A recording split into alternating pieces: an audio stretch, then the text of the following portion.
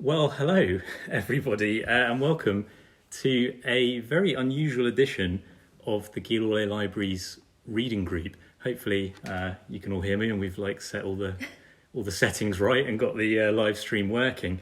My name's Adam, and with me is Jodie. Hello. You wave to the camera, Jodie. So we've never really done anything like this before, but present circumstances being what they are, we want to think outside the box, and we want to make sure we can keep that connection alive with our avid readers. So the idea, or at least the hope, is that we'll do one of these live videos every now and again over the next few weeks and months, talking about one or two books in a little bit of depth, and inviting all of you to talk to us about what you've been reading. So I imagine lots of you will be reading even more than normal, perhaps, while you're stuck at home, or at home more than normal. And that's obviously going to be really important for all of our mental health and well-being too. I mean, arguably reading's never been more important than it is right now. So today we're going to have a chat just for 10 minutes or so about a book called The Immortalists by the American author Chloe Benjamin, which was published back in 2018. Jodie, I think you've got a copy of the book. I do, there, if you yes, want to... just here. There you go. It's the wrong way around because it's sort of like a mirror situation.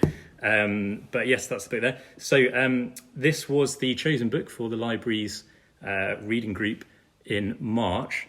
And for those of you who don't know, we have two reading group meetings each month, one on a Wednesday and one on a Saturday. The Wednesday one went ahead this month, but by the time we got to Saturday, we'd unfortunately had to cancel all library events. So we thought we'd just have a chat about it now to give those people from the Saturday group who missed out the chance to contribute. So we have reached out to some of our regulars from that Saturday reading group to ask for their thoughts. So we'll be sharing what they've sent in to us later on. If you do have any thoughts on the book or thoughts on anything that you've been reading, and maybe we can swap recommendations, then do comment along and we'll check in with those at the end. So Jodie, you were the moderator for that Wednesday group. I know this book is a particular favourite of yours.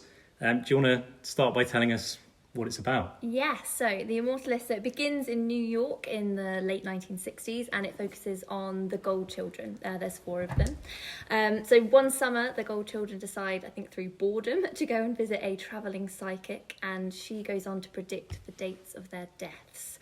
Now, each of the 4 children take that knowledge quite differently, and the rest of the novel is split into 4 parts, and it follows them through their lives and sort of how they react to that news.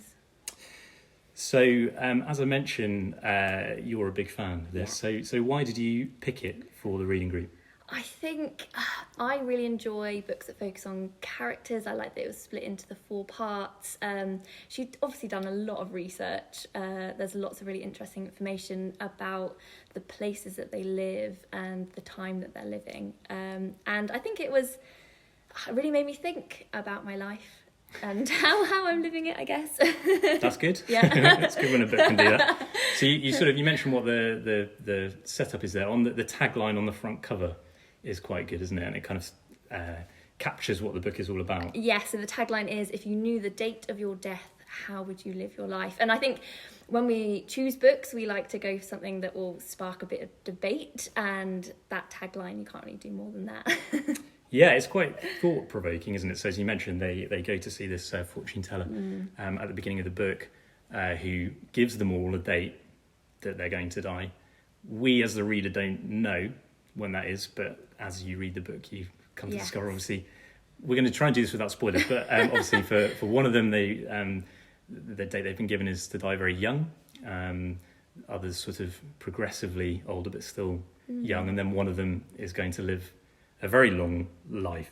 So it's interesting to see how that plays out differently for each of them. And it's a very thought-provoking premise, isn't it? Yeah, it definitely is. I think that's why it's such an engaging book, because, as I said, it really does get you thinking about your life and what you're doing, and if you did get to live, if you had only a year to live, what would you do with that year? Yeah, and so you said it made you think about your own life. So what do you think? I mean, would it change the way that we live? I think it really depends. And actually, I really liked... Well, would you want to know is another question. If you could know, would you want to know? I don't know. I really don't. And I think I quite enjoyed the author was asked this question and in an interview, and her answer was, well, I always say I would, but only if it was good news. So I think I can agree with that. If I knew that I was going to live till I was 100, I think that would put my mind at ease. That pretty much captures it, doesn't it? Although, that being said, the one, and again, doing this without spoilers, so we won't say which character, but the one character who is given a date that's right, going to be a very long life.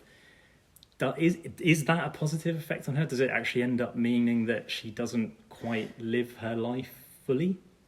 Well, that's the balance you have to strike. Dilemma. Yeah. Yeah, so it is an interesting premise for all those reasons. I mean, another question I suppose is, do you think the prophecy is supposed to be real? Like, in reading the book, are we supposed to think that the fortune teller does have this insight and does know, like, that their fate is preordained when they're going to die on these dates, or does their knowledge kind of force that to happen, do you think? I think that's why I thought she was such a good writer, is because she did... I don't think there was a clear answer. You really had to think of that yourself. And I personally maybe could see that it was being maybe perhaps engineered because they knew, but then, yeah, you really don't know. Yes. Does it matter, I suppose? I don't think it does. And I think if she'd written it so that it was clear either way, I wouldn't have liked it as much. No, she definitely leaves it ambiguous, and that's probably good, isn't it? So, as we mentioned at the start, we did this on the Wednesday evening, so that one did go ahead. So, what was the discussion like on that Wednesday? Well, it was quite an interesting discussion. I didn't really have any big fans on the Wednesday. Oh, really? No. People didn't like it very much. No, but then it's never fun if everyone likes it. So it's a better discussion, definitely. What they didn't like, I guess, the main criticism, which can happen when you have a book which is split into different parts, is that they liked some parts more than others. Some of the characters, I won't say who, they found a bit boring. And some of the things about maybe some of the family dynamics and the characters themselves, they didn't really find believable. So, well, I mentioned at the start that we did reach out to people who would normally be coming to that Saturday group and ask for their thoughts. So I'll share some of those with you now. JD, I don't know if you want to, while I'm doing this, I don't know if you want to maybe check on some of the comments that may have been coming in. So Stephanie, who normally comes along, actually she normally comes along to the Wednesday group but couldn't make it this time. She wrote, "Hi Adam and JD, this is a great idea, also perfect for me, as I was disappointed that I had read the book and was away last Wednesday, so missed the group. I can safely say this book got a big thumbs up from me." So you mentioned the people who came on Wednesday weren't that keen. Well, if Stephanie had been there, she would have felt differently. "I like the relationships between the characters and the characters themselves, as I felt the book showed both strong and weak aspects of their bonds. Though I especially enjoyed Simon's chapter, as his story and how he was living his life really captured me. I really was desperate to know what happened to each and every one of the siblings and how the stories would unfold, so I read it pretty quickly. It interested me how the effect of the prediction given to them affected their respective lives in the end, and perhaps how this connected to the type of personalities that they had.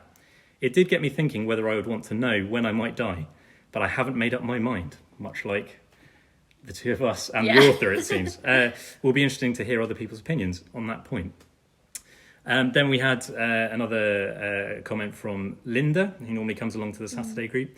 "Simon, Clara, Daniel and Varia, the four siblings, were individually very strong main characters, each with exceptionally complicated and way-out stories containing considerable, well-researched information. Indeed, this was too much for me, the overall story losing some credibility. However, I did want to finish each section and generally enjoyed the book.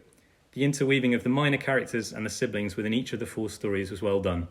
Perhaps this very long book could have been made into a trilogy with 3 siblings rather than 4. What do you think about that?"